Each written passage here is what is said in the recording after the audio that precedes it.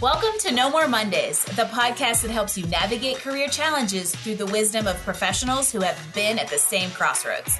I'm your host, Angie Callan, and I welcome you to join me each week as I chat with leaders, entrepreneurs, and employees who are here to share practical, tactical advice and some inspiration on how they arrived at career satisfaction.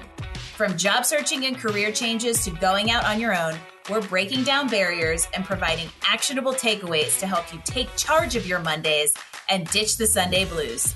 Welcome to the No More Mondays movement. Hello, everybody, and welcome to No More Mondays. I am your host, Angie Callan, and I've got a real legit question to ask all of you out there. Are you living your life for you? Or are you living life on somebody else's term? Or maybe even worse, living life according to what society tells us we should be doing with our lives, even though it might not align with who you are and something just isn't jiving? Well, I have a guest for you as I bring Shannon Arner to the show. She and her husband, Jerry, decided to take life by the horns and live it on their terms. After owning a business that had them working 24/7, the two realized there was more to life and they went after it. They downsized, they simplified, they moved to the coast where they really wanted to be, embraced tiny living, which should tell you right off the bat why she and I get along so well, and founded Arner Adventures to help others do the same. If you feel like you could get more out of life and stop letting life happen to you, keep listening as Shannon and I chat about everything from adventure to our mutual love of rescue pitties, tiny living, food, and more. Shannon, welcome to No More Mondays. Thank you. No more Mondays. No more Mondays. No more Mondays. I love it. That's what we're all about. That's right. I've got to give everybody out there a little bit of a teaser. I was on Shannon's podcast. Mm-hmm. We recorded it a few weeks ago. However, the stars are aligned and it dropped yesterday. Yes. So I will allow you to hit pause one time as you listen to No More Mondays, everybody, and go pull up Arner Adventures podcast with me because there's going to be a lot of, I have a feeling you could probably listen to them in either order because it's going to be kind of the flip sides of the stories. So we had a great conversation when we recorded, and I'm excited to continue here. It's just a flow. You can do one and then just switch to the other, or, it's just a to be continued and you just keep it going. It's going to be great. We're just going to overtake your podcast feed this week, everybody. Yeah. So let's start. For those of you that haven't listened to Arner Adventures yet, let's give them some context, Shannon. Tell everybody a little bit about what life looks like today and draw us kind of a picture of what you and Jerry have got going on. Yeah. So I'll give you the Cliff Notes version. In 2017, picture me in the midst of a mental breakdown, literally. I was physically and mentally drained. I said, I have to, we had a business that literally was 24/7. We worked in the pet industry. So we specialized in it's sort of like pet sitting, but it was also, we had vet techs on staff. So we did almost like home health for pets. So we kept pets in their home while their parents were away. So we also did dog walking and regular pet sitting. But if pets had special needs, we were able to take care of those things so that those pets could actually enjoy their lives and go on vacations and knew that their pets were going to be fine and they didn't have to be kenneled and boarded. So we had staff who did overnights, all of that. Well, we grew very fast. And of course, Jerry and I were backups. So if there were ever any issues, we got up in the middle of the night. We went. So it was literally 24/7. And because we loved animals, and we still do, but because we loved these pets and had them on our client caseload for years, they were like our family. Well, a number of things happened throughout that time, but as we grew and grew and grew in 2017, a number of things happened. And one day I said, I have to get away at least for the day. I have to at least go away for the day. And we drove here where we live now in Beaufort, North Carolina, and we went to the ocean. And I literally was sitting in the surf of the ocean, and the waves were just literally crashing on me. You cannot make this up. Oh, no. And we have a picture. I have a picture of this. Okay. They were crashing on me, and I did not care if it carried me out. I just said, I can't do this anymore. If it carries me out, I just don't care. I cannot go back. And Jerry and I just sat there and looked at each other, and I said, I just can't do it anymore. I can't do it anymore. And we consulted a business broker who we had been talking to along the way. And I said, I don't care if we give this business away. Like, I love this so much, but I can't do it anymore. And there's a lot of psychological stuff that goes into, and you probably know this about, when you have so much empathy and compassion fatigue and all of that. But, hindsight's 2020. But we came back, and in the span of a few weeks, we sold that business, our client caseload. We sold the client list. We sold the business. We put our house on the market. In 24 hours, we sold our house. We sold most of our stuff because it was an all cash buyer who wanted us out in 30 days. So we put all of our stuff on Facebook Marketplace. We, had a yard sale. We were like, it has to go. And then we were like, oh, where are we going? What are we going to do? And we've always said, oh, okay, one day, we're going to be down in Beaufort. One day we're going to live on the coast, or one day we're going to live on some island. And we just started looking and said, oh, there's a 500 square foot little tiny home in Beaufort. And I think we're just going to go and rent it. And let's just go and figure it out. And we had hardly any money because honestly, we really didn't make a lot of money selling it. And we had payroll taxes. Any entrepreneur understands this. We had payroll taxes. We had to back pay all this stuff. And we came and literally had to heal. And we just had to spend time getting it together physically, mentally. And Arner Adventures was born. And it was born because we started a blog, because we got tired of people asking us by phone, by, whatever, through our family, what is happening? Have they lost their minds? They thought they were watching a train wreck is what it was. It was crazy. And this is where that idea of like society, your family, it's people who love you. So that it is out of love that the concern comes. But this is also where you have to be very careful of letting that advice weigh too heavily on your decision making to the point that it's actually harming your ability to move forward. And these kinds of changes don't come without big risk. Like, for all intents and purposes, you guys cut the cord and made a huge leap of faith. 100%. And I started that business in college. So without completely giving my age away, I had that business for over 10 years, almost 15 years. And it was a very difficult decision. So when I say, yes, I was sitting in the surf and said, I can't do it anymore, it's not like I made that decision right that moment to, okay, boop, cut it. But it literally all happened very quickly. But I had been making the decision. But had I not made that decision, I wouldn't be here today. I mean, there's just no way I would be here. But I think I started that business out of something that I loved. But there's something that you said on our podcast that I think is brilliant, and we can get more into that, is I think that you should cultivate your career around what you love and around your lifestyle. Like, have a lifestyle and then hopefully have a career that fits that lifestyle and make money out of it. I definitely was doing that job to pay for college, and I loved it.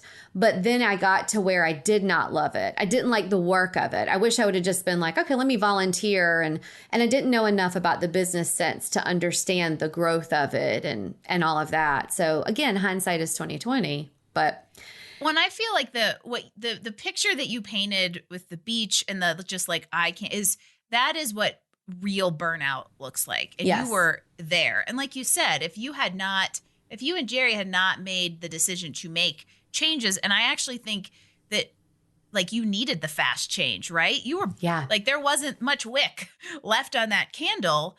And it probably took that wick just to get that last 30 days all taken care of. And that's what burnout looks like. And if you go too far, you can really, really damage yourself. And I think that because, to tie this together to what you mentioned about the life career thing, we are very, very good at that in America. Right. Because we have a culture that is very much live to work, not work to support your life. And I'm a big fan of design your life and figure out what you want from it and find a career that will support it, which is what you two did in moving on from this. And you were kind of figuring that all out in real time. And one of the questions I kind of have for you is, what kind of conversations were you guys having in that, after the house was sold and you're in your tiny house at the beach? We're going to talk about tiny houses, everybody. But you're at your tiny house and you're like, okay, wow, well, there went the last 15 years. What are we doing? Like, what did those conversations look like? How did you start taking steps forward to define the new phase? Well, the first thing is that honestly, the first thing we kept doing was pinching ourselves. Like, we kept saying, we live at the beach. Like, we live and we're here. Free. And yes. Yeah. And it was like, we don't have clients calling us today. We don't have staff we have to check on.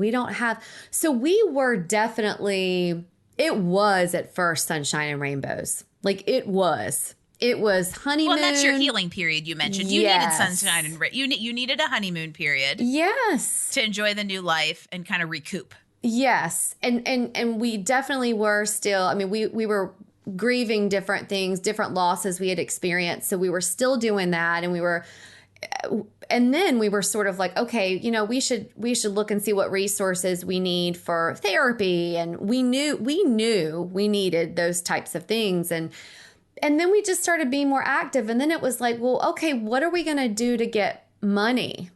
What are we going to do to... Oh, yeah. Because now we have bills. Now, I will tell you, with the smaller life and simpler life and tiny living, the bills were much less and it was much easier as far as that goes. But we were just like, well, I don't need to do a whole lot. And so it was sort of like, well, let's just, okay, if we work somewhere here on the coast, that's fine. If we just, find just jobs that are outside, and it just didn't matter so much. It was just like, we just need to do something to bring some money in, and then let's just heal. So the conversations were literally, let's really get outside and enjoy where we live in order to heal. That's what the conversations were. And it was also sort of getting to know each other again, because we were like two ships passing in the night with the other business. That's a really good point. It's a totally whole new phase. And I am sure there are people out there going, oh, I know what two ships passing in the night sounds like. For the first almost 10 years of my relationship with Jim, he worked in restaurants. And so there were, and I've always had kind of, let's call them day jobs.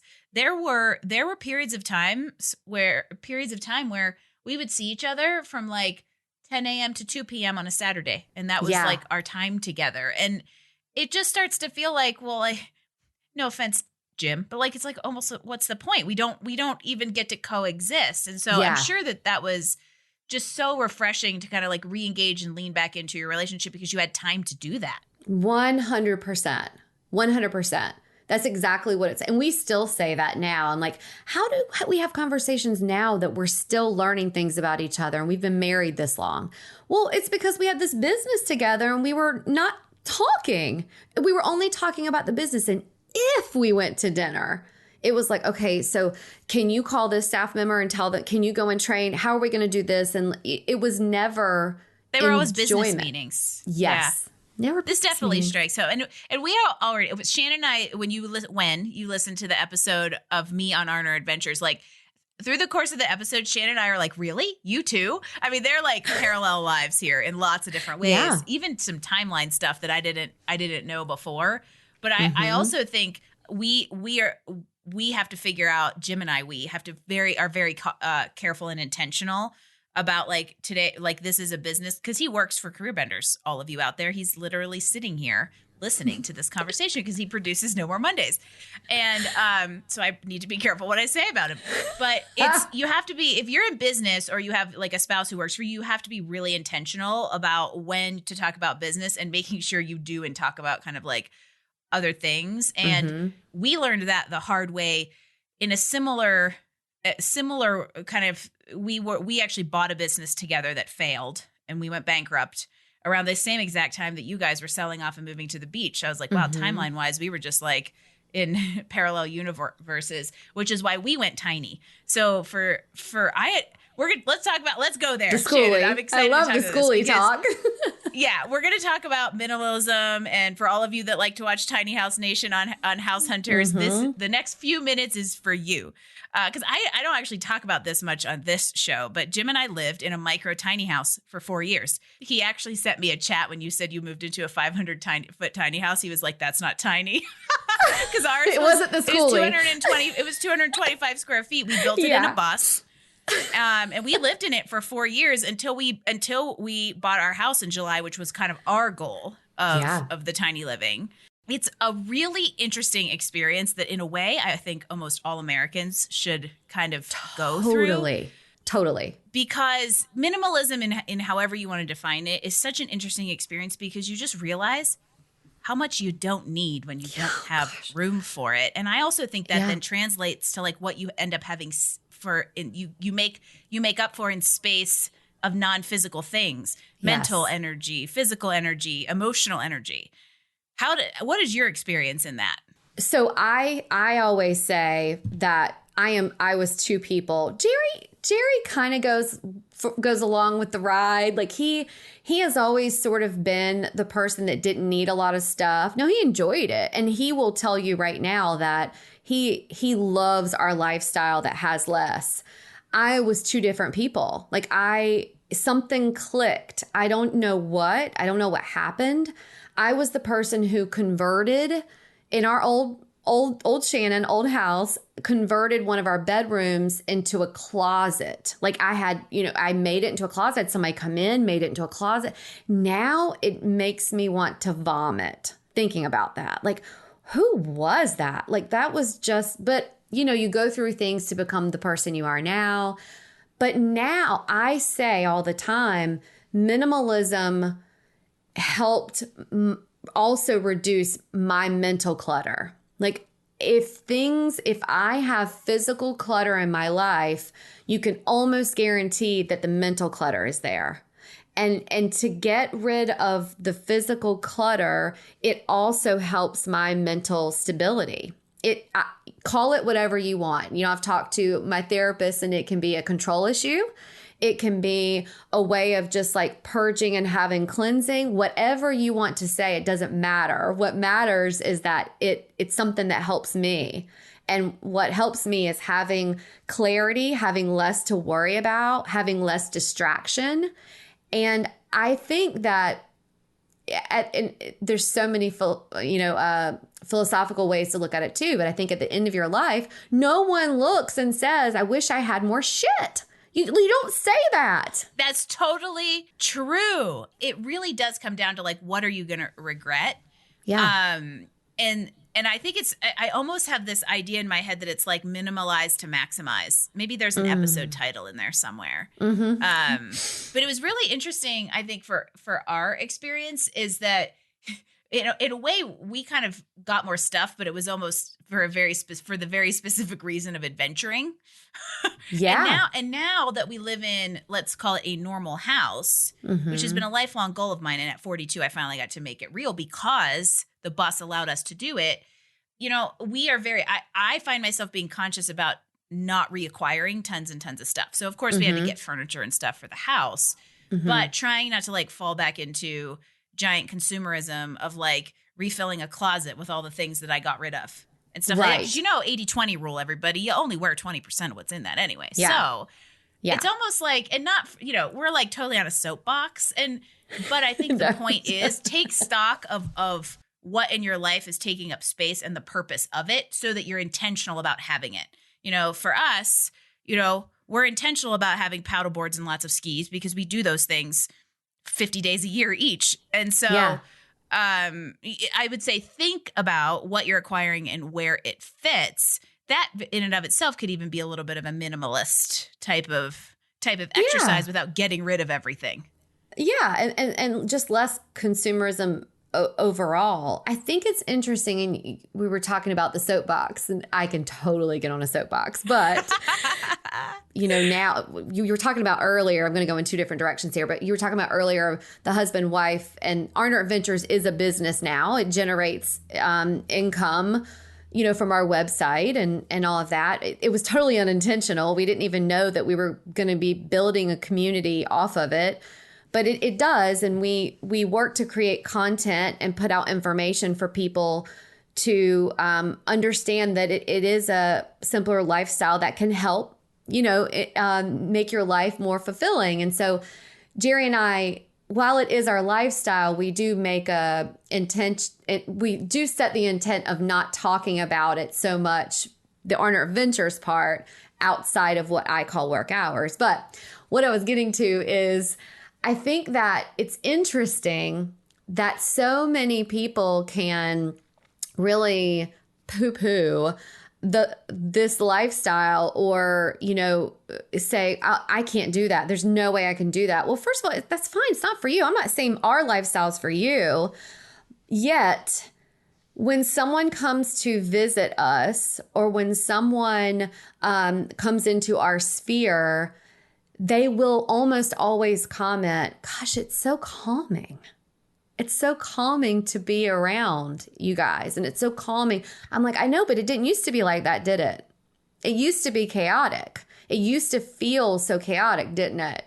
And I just think that's interesting. Like, take note. Like, what it is you don't have all the crap, whether it's, the stuff in our minds or the things that were going on constantly and all just the stuff. It's just we have a more calming environment. And even if you reduce the things in your life just a little bit, you're going to just find that it opens things up so much more and experience so much more, whether it's adventure or just a walk on the beach, whatever it is. And adventure is exactly where we're going next. So it's perfect. But I think to me, where I summarize that is, the minimalist, the tiny living is very much a physical stuff type of thing. Mm-hmm. And I think the important kind of, like, say, overarching message here is there's a difference between clutter and the things that are, like, let's say, necessary or a component of the life that makes you happy. Yes. Right? And that clutter could be responsibilities at work and stress that is distracting from your happiness. It could be physical stuff that you're putting too much energy and emphasis on because you think it makes you happy and it doesn't. It could be any number of types of clutter. And yes. I think we are very good at accumulating that clutter, whether it is tangible or intangible, without ever stopping and saying, do I need this piece of tangible or intangible clutter in order to live the lifestyle I want to have? Or is this just something I'm supposed to have or supposed to want or wear like a badge of honor? Oh, gosh. Sometimes, and something I still work on, sometimes it can be boundaries. Like you don't have... Yes. I tend to, it's something I constantly work on, and that is clutter. If I don't hold my boundaries with certain people or certain responsibilities, that is clutter. And it's like mental clutter, and I have to get rid of it and hold those boundaries back up. Yeah. And that's a great point that you make. That, yeah. Boundaries is an excellent way to put it, because I think when you have the mental clutter, it then becomes very hard to be present. And we know in today's world, we are just so distracted all the time that we're kind of like never really present. And I think that your story is such an amazing testament of, like, when you remove a lot of the stress, a lot of the clutter, and you create boundaries, now you and your relationships are more meaningful and have greater value because you can be present to them because you've taken out a lot of the distractions, physical and non-physical. Gosh, that's a really good point. I told you before we got on here that my mom and I, we were all from central North Carolina, and we moved to one end of the state and she moved to the other. And she tells me that now that I've made this lifestyle change, that we have a better relationship, because even though we're further in distance, we have better conversations. We make more time for each other, because before it was just so chaotic mentally. And, I just didn't have time. I didn't make the time. You didn't make the time. I think that's a really important distinction, because we are all really good at saying, oh, I don't have time. I don't have time. You have time. It's just you choose where you allocate it. Yes. And let's talk about adventuring, since you have a business called Arner Adventures. I know adventure has kind of come into your life and really, I would say, help because you made space of it. And I want to, because I talk a lot about adventuring because we live in the mountains and we I'm going to say literally in the classic definition of adventure, are skiing big mountains and whitewater paddling and going on backpacking trips. And so I know there's probably people out there that are like, ugh, here goes Angie talking about adventures. But one of the reasons I love this idea for you is because I think we have the ability to define adventure for ourselves and bring it into our lives in a way that kind of makes sense for us, that we push our boundaries a little bit, but it's not too ridiculous. So what's your take on that? Yeah. So when we, made this change and we started the blog so that we didn't have to deal with the conversation, we were like, you know what? This is just an adventure. It's an adventure, and we're just going to, if someone asks, are you guys crazy? Are you going off the deep end? No, it's an Arner adventure. So we started the blog and put, Arner Adventures. But we have always said, whether it's a good thing, whether it's a challenge, whatever, we're like, well, this is an adventure. But we love to travel. We love adventures. So whether it's an experience on the water or hiking or whatever. So we kind of make this joke that even if we go hiking on a Sunday morning, we always just it's kind of a joke between us, but we'll just yell, it's an Arner adventure. I love it. So, but we always think if it's like our mentality that if it either happens unexpectedly, if it is no cost, if it's a if it's a trip that's planned, if it's an experience, then it's an adventure. So it could be that we go on a trip and we actually planned it and it's a vacation. I just feel like if it's something that is something that you experience in life, even our grief journey, to us later, you look back and you go, well, it was an adventure. It was an adventure because it was something we had to navigate. It was something that we worked on together, and it was a journey, and it brought us to where we are now. We experienced it. It was our adventure. So for us, it's the good, the bad, the ugly, and experience. It was our Arner adventure. So it doesn't have to be something that we go, hang gliding today. And that's where I draw the line there. I don't do heights things. But I love that the word experience was exactly what was on my mind. Is it's kind of that idea of experiencing something that you haven't experienced before, whether it's intentional or unintentional, i.e. the journey and the adventure of this big life change that you knew you were going into a new experience, but you don't necessarily know what the adventure is going to look like until you're in it in real time. But there's this idea of experiencing something you haven't experienced before. And when you make it something that's more like an intentional selection, going to a new restaurant, eating a cuisine you've never eaten before, going on a trip or to a city you've never been to before, it comes back to that present piece, because it kind of takes the clutter away, because when you're adventuring or you're experiencing, you're really in that moment, and everything else kind of goes away, and it's very freeing. Yes, because it's not so planned. And it's not, I used to be the one who, when we did, because I felt like we couldn't ever do it, but when we were able to leave, I would have the spreadsheet of all the things that we were going to do while we were gone. And now I'm like, yeah, let's, it's autumn. Let's go to New York, and whatever happens, happens. And now I don't think about it, and I can, be here now. I just feel like, let's be here now and let's just experience it. Whatever happens, happens. And it sounds very woo-woo, but it's just a better way of living for us. I think that the other word we could tie to this is put a little spontaneity in your life. We are so planned, guilty as charged. Thank God I have a husband who is the opposite of me and actually makes me go do fun things and things that I didn't put in my calendar. Otherwise I would be even more square than I already am. And that's where I think it is go do something different, do something you didn't plan, and just enjoy the ride. Yeah. I mean, look, I still live and die by my Google Calendar. Okay. I still have everything in my batch work days, all of that.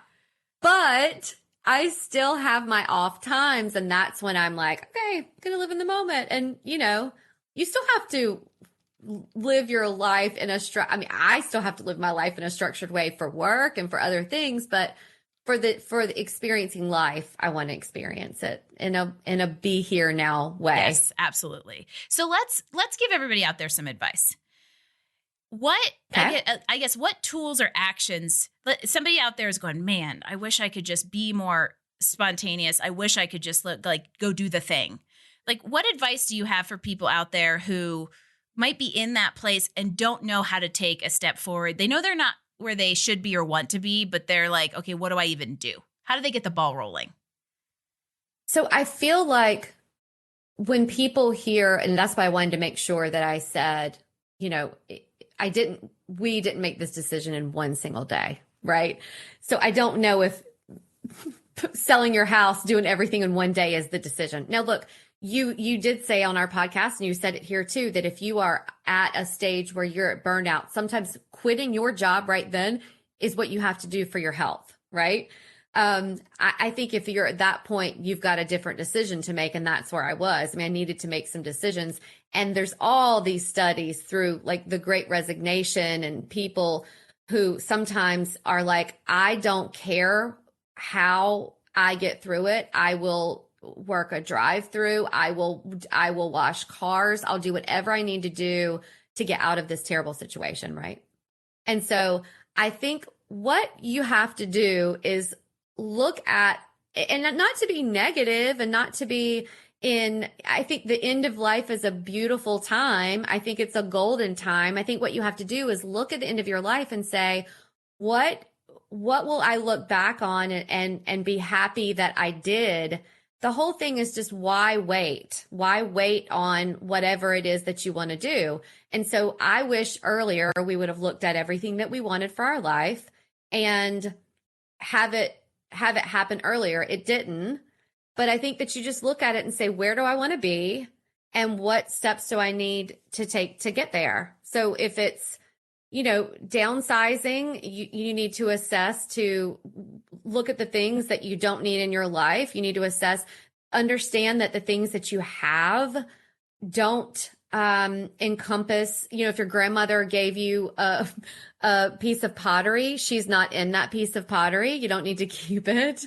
The things that you have aren't what matters at the end of life. And so I think that you need to assess the things that you have and really assess what matters. And is that going to make a difference later? I think the biggest piece of advice is don't wait. Make things happen now and don't wait. Life is too short. Do something. The other thing I think that comes into play here is like we are so paralyzed by perfectionism and like overanalyzing things. We convince ourselves we can't do it or can't start it unless it is perfect. It is okay to not do. There is no perfect way to do this. There's definitely some imperfect ways to do it. I think I did it in some imperfect ways, but just take a step forward, explore something new, do something new, learn something new, just do something. Yeah. What is the adage? Done is better than perfect. Done is better than perfect. I'm a big fan of that one. Yeah, me too. Because if we go back to the 80-20 rule again in this episode, it is typically not worth the effort for what you get out of your last 20%, right? 80% of your results should come from 20% of the work. So Right. I think that, and I know I have told several people this in my life, and I might have told it on my podcast before. And my family's probably tired of me telling it, but it's the truth. My grandmother passed away a few years ago, and she just, if we gave it to her, no matter what time of life this was, she kept it. And she wasn't a hoarder or anything, but she kept it. But when she passed away, we all had to go in and figure out what we were going to do with all this stuff. And so I just think it's not fair to have to go in and figure out what you're going to do with all of this stuff. And she would have really been very, very sad for us to go in and to deal with this. And so I think you just, enjoy each other's company more than than this stuff. I think it's totally true. Have the experiences. And I think all of this circles back to kind of what I said at the beginning of, if you're not where you want to be, it's okay to start exploring how to get to where you do. And I think that you can learn a lot from what you don't want to begin figuring out how to translate that into what you do want. Because I think that's also what kind of keeps people from taking action, right? Is they're like, well, I just know I'm not where I'm at, but I don't know where I want to go. And you won't necessarily jump that whole chasm at once. But if you're intentional, you make space for the exploration. You can start to kind of inch yourself forward. But if you keep all of the stuff and the clutter and everything that takes up all of that bandwidth, you're just going to stay right where you're at. Shannon, we're geniuses. Everybody should love us.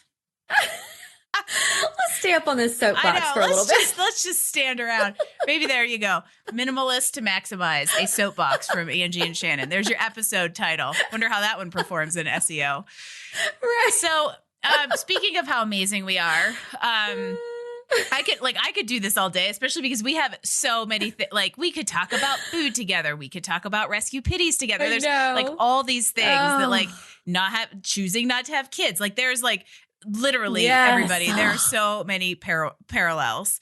And so like I'm sad that we have to wind things down, but we're at a good point to wind things down before we get on another soapbox. So speaking of how awesome we are, where do people find you? They get Arner Adventure resources. What kind of resources are you offering? Like, tell us how we all engage in your journey. Yeah. So you can go to arneradventures.com. That's ARNER adventures.com. And we share all types of resources, from a declutter challenge, and it's all free resources. A declutter challenge with 30 days. You can start at any time. You just want to do it 30 consecutive days of how to daily bite-sized tasks of how to rid physical clutter, mental clutter. And at the end of the 30 days, you've sort of created this routine of just sort of living more simpler, and then having a better mindset. We have resources for getting outdoors more, all types of resources. And we have, because we are pet parents and, are child free by choice, we have, recipes for, dog treats. And we also think it's really important to live a sustainable life. So we have garden tips and all kinds of things about living simpler. And so there's all these studies that show, and why we moved here, about, living by the water. And so we have lots of things about living by the ocean and then protecting it and keeping it clean and, sustainability facts and all of that good stuff. So arneradventures.com, our website and blog is the home base for everything. Move over, Marie Kondo. Here comes Shannon Arner. I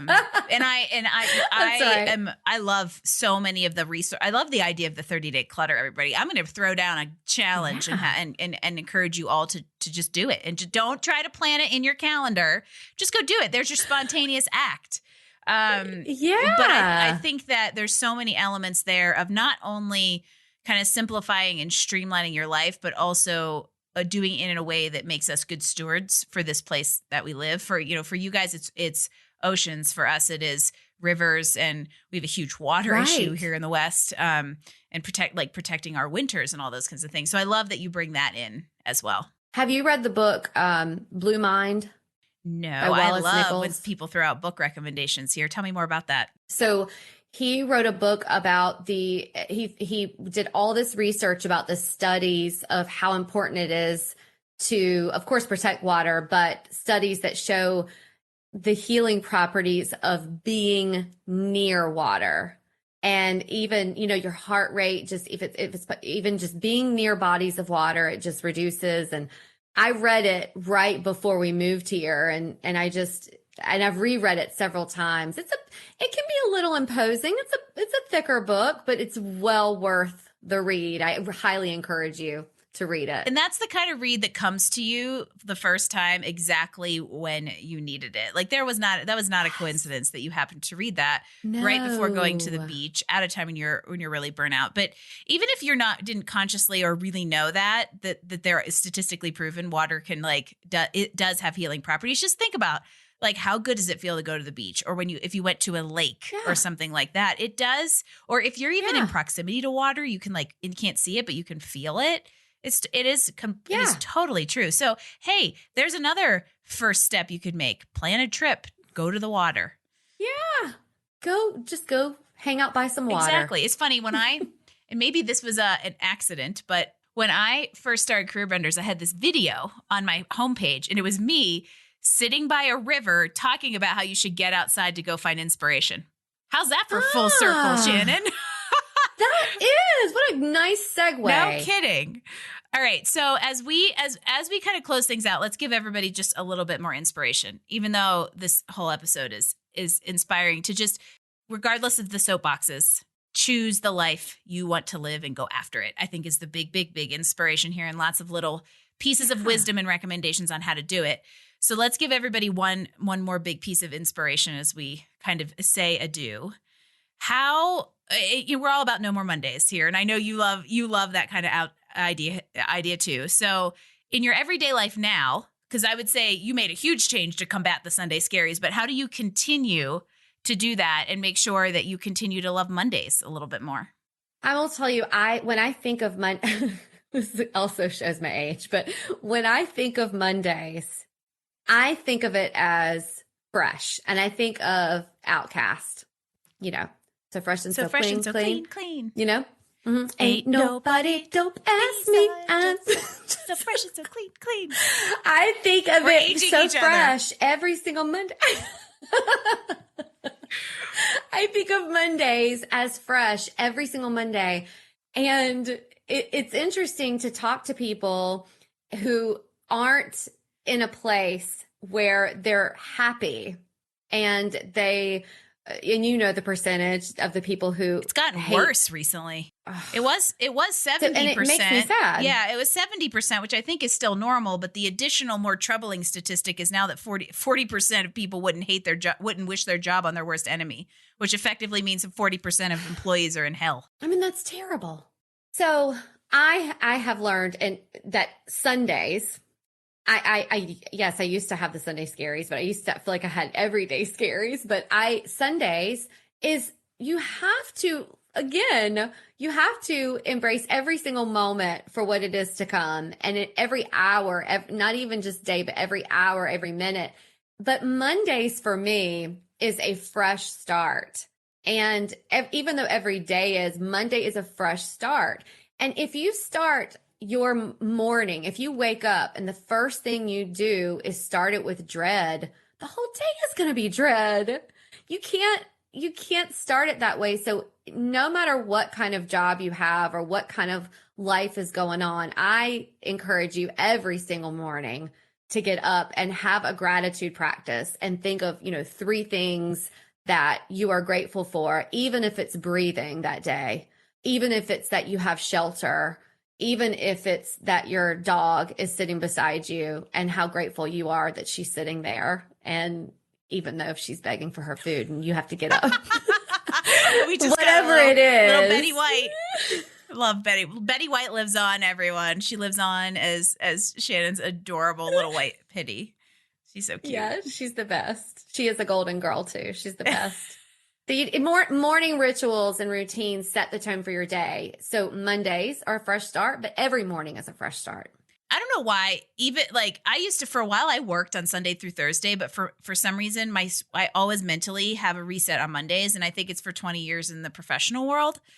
And I'm a huge fan of morning routines, and I think if we go back to what's one thing I can do, add a morning routine to your lineup, and even if it's only 15 minutes, and you sit and you meditate or pray for 3 of them, take a walk for 5, and maybe journal your gratitude for what's left in there. 6 minutes. My math is bad. Sorry, Dad. But it can, just incremental changes can really, really build. And I think that's what Shannon and I have talked a lot about through this whole episode. So there's lots of great stuff here. But I think the big message is, if you're not where you want to be, take a step to get you there, right? Definitely. Don't wait.